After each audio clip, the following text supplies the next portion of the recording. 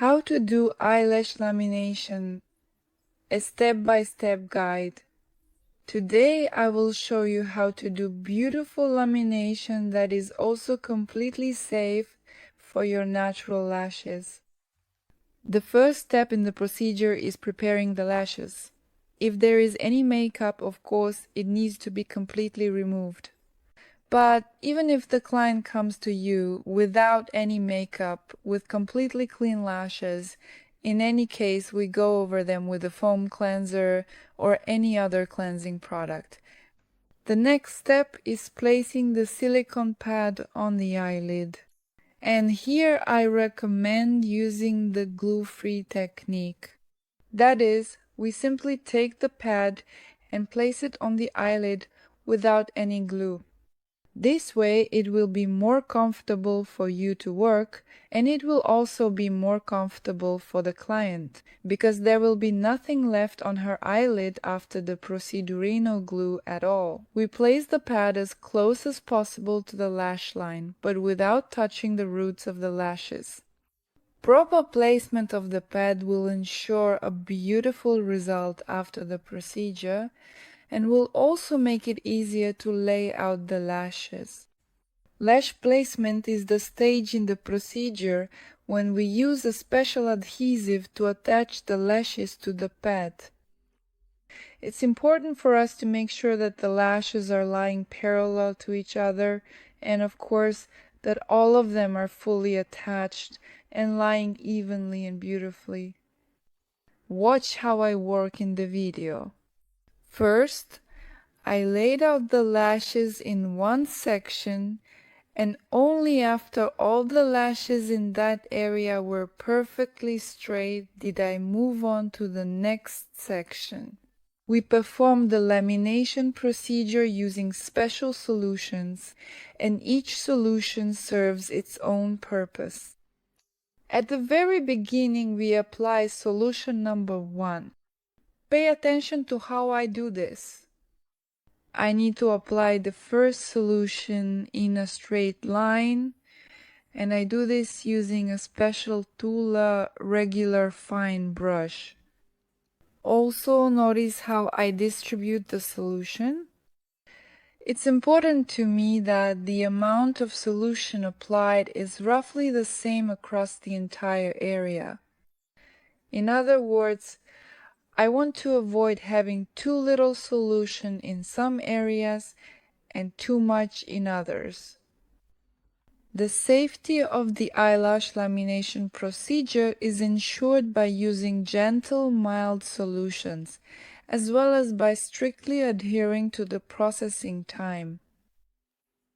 The processing time is tracked with a timer, and the lashes are periodically checked for readiness to catch the exact moment when they are done.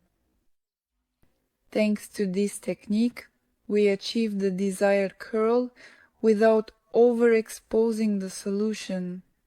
That's why the quality of the lashes does not suffer. The lashes remain just as healthy, beautiful, and shiny.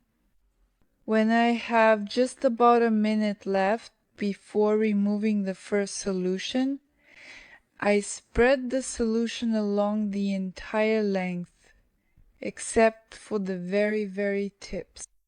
Why do I do this? I spread the solution for literally 1 minute to increase the area where the first solution was applied. This is necessary to lift straight lashes more noticeably and effectively. Sometimes I do this with straight lashes or those that grow downward to make sure I get a proper curl. The next step in the procedure is applying the second solution. We apply it either to the area where the first solution was or to all the lashes from the root zone all the way to the very tips. Both of these application techniques are correct. The most important thing is to apply the second solution exactly where the first one was. If you notice that some lashes start to come loose at this stage, before applying the second solution, You can fix everything, attach the lashes to the rod with glue, and only then apply the second solution. It is very important that during the processing time of the second solution, all the lashes remain on the rod, nothing comes off, nothing detaches, because it is precisely during the second solution stage that the curl is set.